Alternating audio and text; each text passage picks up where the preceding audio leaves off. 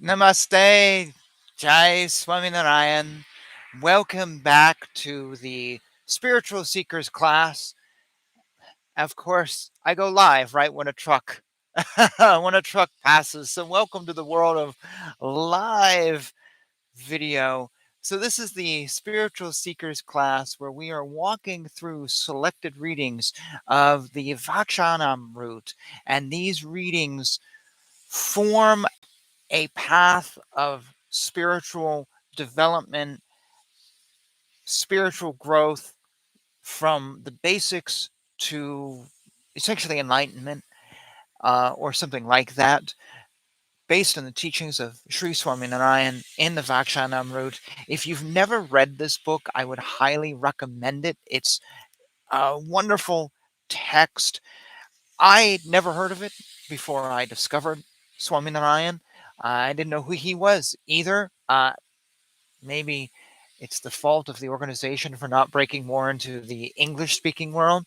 Uh, or it could also be dominance here in the States by like Swami Prabhupada and whoever.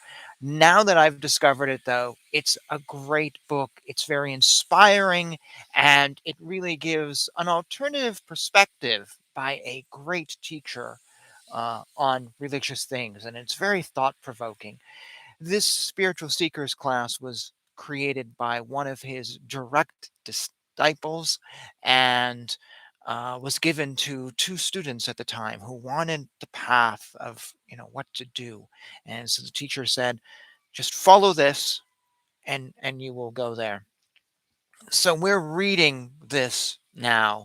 uh, we're going to start today what is called Loya 10. So this is the 10th chapter of the book of Loya. Loya is the location where this speech was recorded by the students of Sri Swaminarayan. So this was spoken in, gosh, the early 1800s. Really early 1800s. I can't give you the exact date. I just know that the date they have in this book is wrong, and I need to subtract like 50 years or something from it. So it's 200-year-old wisdom. We'll just say that. So I'm going to read and then comment as we go along. So Nityanand Swami asked Maharaj, there are some people in this world who get so much attached to women and such other worldly things that they would give up their lives if they are separated from them. And there are others who, though attached to women and other things, will not end their lives if they happen to get separated from them. Their attachment is just normal. Now, those who have an attachment for worldly affairs will develop an equally deep attachment for God if they have God realization. They would end their lives if they are separated from God. And those whose attachment for the worldly affairs is just normal will have just normal attachment for God also. I'm just going to pause here and let the siren go by if you can hear it. This is the problem living on a main street in the heart of downtown Portland, Maine. So now my question is the distinction between these two types of people due to their own actions, or is it so from times immemorial? So, times immemorial could be translated as human nature. It could also be seen as karma and the jiva as it's progressing through. Let's go on. So, Shriji Maharaja answered the question by saying, the distinction between these two types is not inherent. They develop into these two types on account of their own actions. When a person acts, the intensity of the urge to act falls into three categories: low, moderate, and high.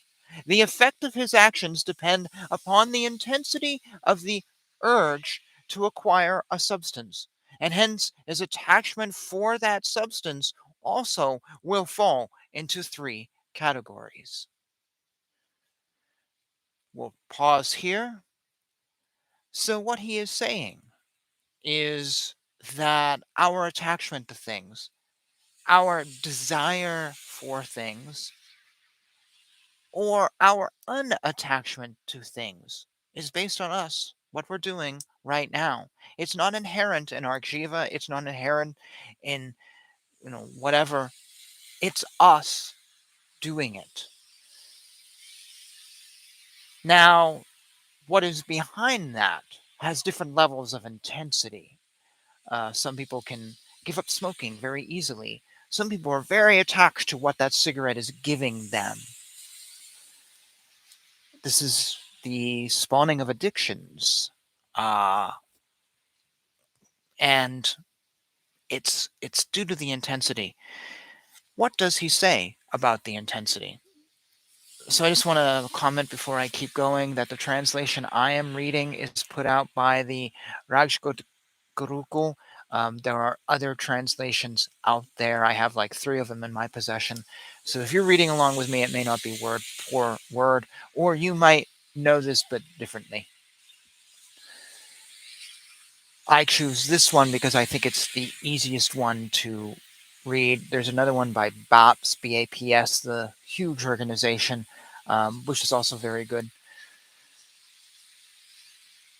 So Nityanand Swami asked, are the three categories of intensity of urge to act dependent upon the three attributes of Maya, or is there some other reason? Maharaj replied, the three categories do not depend upon the attributes of Maya. The intensity is low when only the senses are engaged in the enjoyment of the object of attachment. But when the mind also takes part in the enjoyment along with the senses, the intensity becomes moderate. And when the soul also joins the mind and the senses in the enjoyment, the intensity becomes the highest. That's fascinating. So, our love and our attachment for something is based on the senses, first and foremost, really, also the mind, and then also the soul. Think about that for a little bit and how you relate to different things. It might be startling truthful and startlingly honest, or it might be just, yeah, that's true. I think of relationships we have, and they talk about women, our intensity to women here. So I think about relationships I've had with folks who have been lovely folks. And when I say relationships, I mean friendships, I mean lovers, the whole gamut. And these are really nice folks, but we separated at some point. Our paths went different directions, and I was kind of like, yeah, okay, no big deal.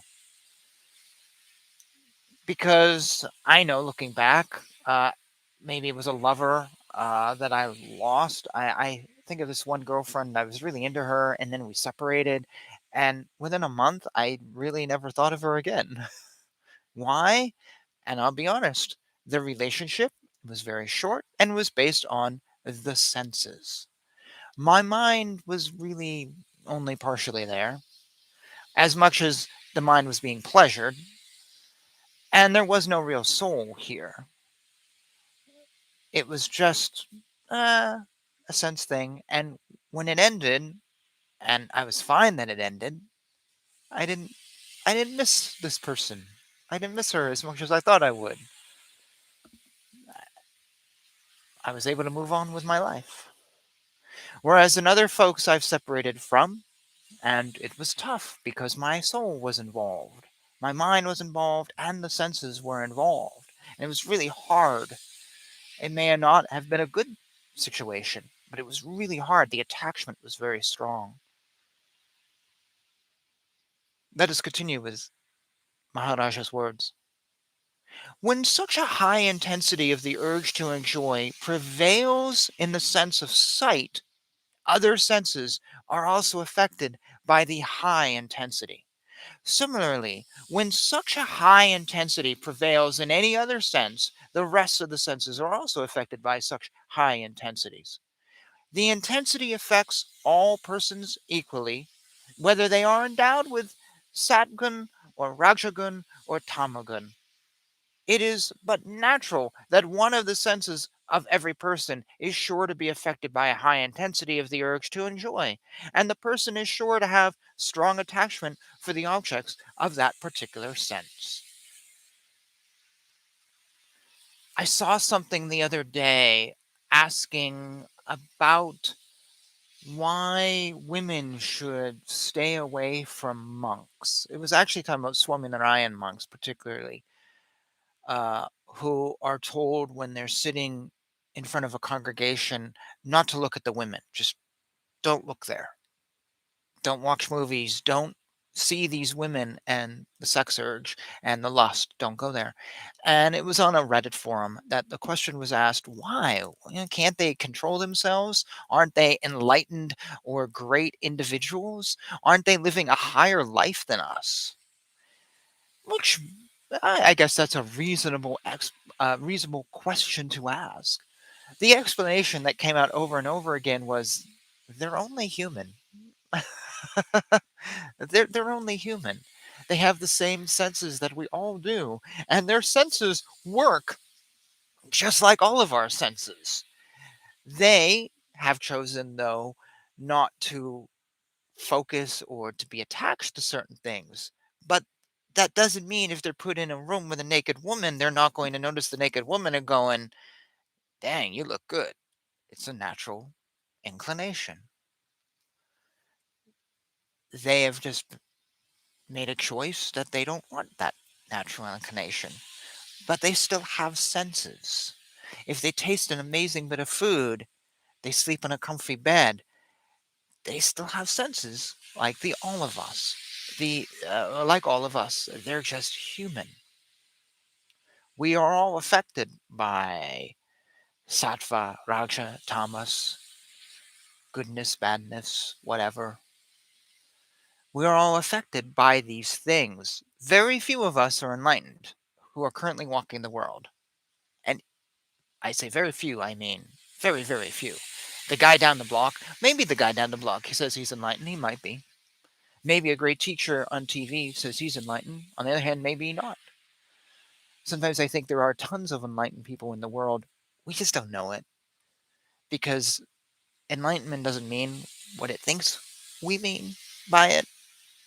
Uh, Enlightenment isn't you suddenly achieve realization and now you are above everything in this world. That's not what it necessarily means. You still have temptations. Even Buddha, I believe, had temptations. Even Swaminarayan, but he had come to a point where he had no attachment to those temptations. He didn't put his soul into those temptations. He didn't put his uh, anything beyond senses, and then he didn't even put his sense enjoyment into them. But they were still there, and he recognized them. That I think might be what enlightenment is. Not that you are greater than all of us, or that you have achieved something, but that you have achieved a perspective which we don't have. So your body is still human, your soul and mind is still human, but you're seeing beyond the Maya, you're seeing beyond this. And you're seeing beyond the attachments. That I think might be enlightenment. I don't know how I got there from where we were talking. But now let's go on. Nityanand Swami asks another question. He says, how is it that the person does not have strong attachment for God and the same high intensity? God's the greatest thing. Why aren't people grooving on God over that woman over there?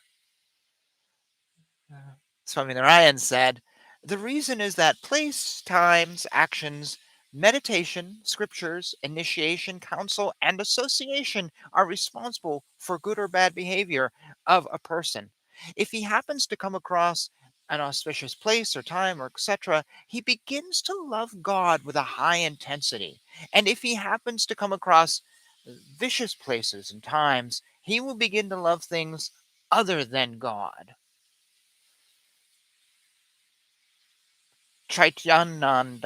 Sorry, Chaitanyanand Swami then asked, What should we do if the times are adverse? Sri Swaminarayan replied, if times are adverse in some place, one should migrate to some other place. He should not stay there to suffer the adverse times. There are four categories of times: Satya Yuga, Treta Yuga, Dwara Yuga, Kali Yuga. They prevail in the hearts of persons as well as in the world outside.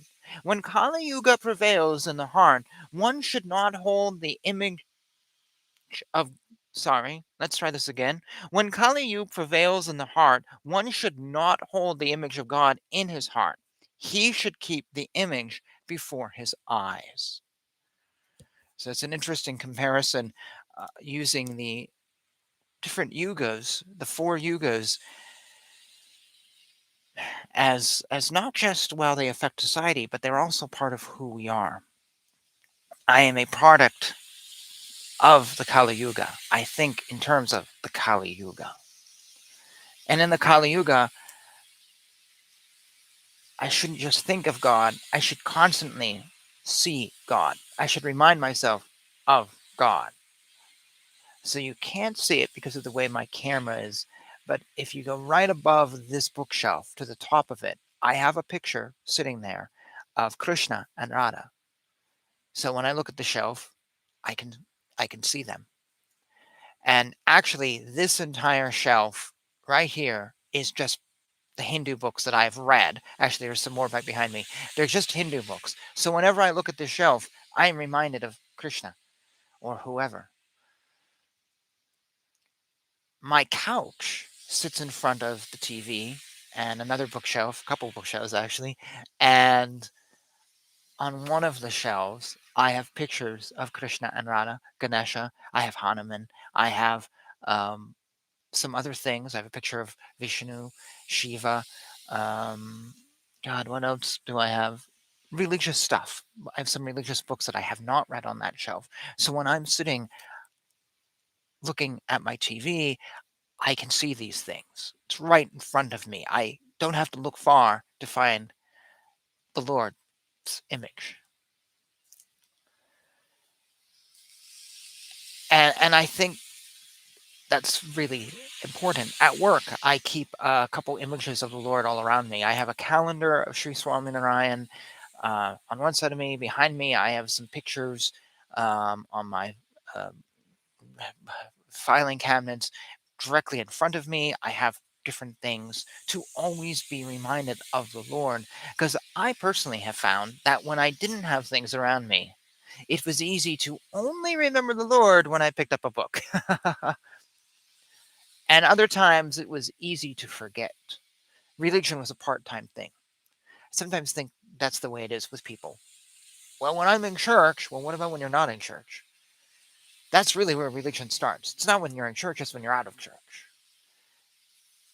He's right about this. We should hold the image of God before us at all times. Let's go back to the previous thing where he says that people don't always enjoy God, the love of God, because of circumstances. That's not necessarily a spiritual revelation. That's just, yeah, that's true. It is a simple thought, but it's also a profound thought. We already discussed this in the earlier Spiritual Seeker shows on outside influences. Your outside influences totally affect your religion. If you're around good people, you will be associated with good things. You're more likely to find good things. If you're around bad people, you're going to maybe become under their influence. I was working at this new job. This is a very, very long time ago. It was one of my very first jobs, and I I was trying to think back. Wow. I was working with these three folks who were a little bit older than me. They were all very cool. I was hired in. They were heavy pot smokers. Heavy pot smokers. Like all day, every day. Being stoned is a state of life. being stoned into seeing the Johnny Cash is a state of life. And they also drank. Now, I like drinking. I really had never had pot before, but I was hanging out with them. I was young. I was malleable. So I smoked and I started smoking a little more. Oh, wow. First time was weird. Ooh, second time, started smoking a little more. Oh, it doesn't feel so bad now. Oh, I got to get that. Oh, I've heard has a good buzz. I left the job, I don't know, 6 months later. And by then, yeah, I smoked a lot. I smoked more than I ever needed to. And I didn't really smoke much after that job. Had I not been in that situation, I wouldn't have smoked. Another example, which just came to me when I was in college, I had these two buddies. I used to hang out all the time with them, all the time. And we took some classes together. We'd eat lunch together, and just three political science geeks and whatever. And the two guys smoked cigarettes. I started smoking cigarettes. I knew it was bad for me, and it was absolutely was bad for me. It was also a waste of money, but it was cool, and I wanted to be like them. And even though they weren't really cool, I was really lonely and sad and didn't know myself, and I started smoking. So I was smoking really bad. It was pretty bad where people are telling you like, "Hey, do you shower on a regular basis?" I'm like, "Yeah, every day." I'm not too sure about that. um, and it was horrible, and it took me a while because cigarettes are addicting, and I had to actually wean myself off of them. I'll tell you how I did it. I was smoking cigarettes. I was up to about a pack a day, which was horrible. I was coughing all the time. I went from that to cigars. Cigars are expensive. You're not going to buy 20 of them or 30 of them or whatever, and without putting out a little bit of money, which I didn't have. And cigars don't last 45 seconds. They could last upwards of 2 hours if you smoke them really long, and it's a really like a big Churchill one. And I had a friend who smoked cigars, so see the influence of another friend here. So I was like, okay, you smoke your cigar, I'll smoke my cigar. And we would smoke, and we would talk about jazz and politics and read G.K. Chesterton books and novels and whatever, smoking our cigar and having a good time. And eventually I found that that was so enjoyable that I gave up on cigarettes. I'd already stopped smoking pot at this point. And then eventually I cut back on the cigar. So one cigar a day to once every other day to once a week to then I only can smoke a cigar when I go out for a walk. I can't smoke it around my house. I have to be moving. So then if it's raining, like today it's raining, I wouldn't be able to go out. And I eventually did that. And then I stopped. And that was how I stopped. And then I started again when I moved abroad because I lived with someone who smoked in both countries that I lived in. And they would literally be like, "Oh, you don't smoke?" I'm like, "Oh, I used to." "Oh, well, you should start again." Peer pressure, peer pressure. And it was cheap living abroad. You could buy a pack of cigarettes of 30 for like $3. And I started again. And then when you start hearing those, "Do you bathe?" comments, that's embarrassing. I gave it up. Peer pressure, though, was making me do a bad habit that I had no reason to do. It didn't make me look cool. It didn't make me look awesome. Actually, when I stopped smoking cigarettes for a few years afterwards, every time I would get a cold and I'd start coughing, people would literally say to me, strangers would be like, "Yeah, you should stop smoking." I'm like, "I did 2 years ago, or I did a year ago. This is the outcome of that." It was the worst cough. I used to joke that I should start smoking again so then I'd have an excuse for the cough. It was really, really bad. And um, it was horrible. It hasn't happened to me because this was a long time ago, so it hasn't happened to me in a long time, and I haven't had anything to smoke in, gosh, can't even remember when, 15 years now. My girlfriend gave up smoking cigarettes 2 years ago, and much better for it. But it was all peer pressure. It was peer pressure. All of those things, doing something I shouldn't have done. And it's so easy to fall into it because, what's a cigarette once in a while? What's a little bit of pot? I was sitting having fun with my friends. But I'll tell you, during those times when I was smoking pot till my brains were just flatlining, I never, I can't remember any novels that I read. I probably read a lot, but I don't think I read as much as I normally do. I don't know if I did any great art or published any books. I don't think I did anything really productive. I'm pretty sure I wasn't studying God. I didn't care about God. I absolutely didn't care. My mind was gone. I was affected by times, places, and actions that were giving me stuff and taking me away from God. It's just common sense.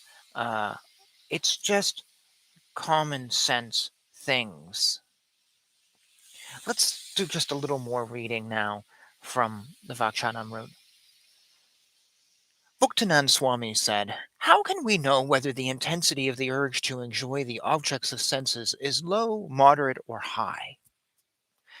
Maharaji replied, "If the intensity is low, one is likely to look at a small girl, or a young lady, or an old dame with an equal eye, because only the sense of sight is active in that act of looking.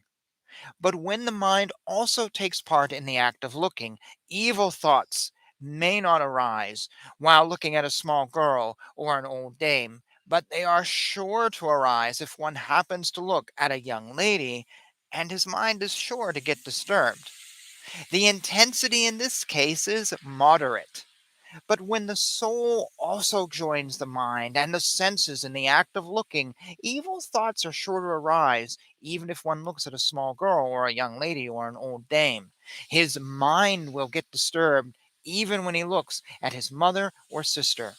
The intensity in this case is the highest.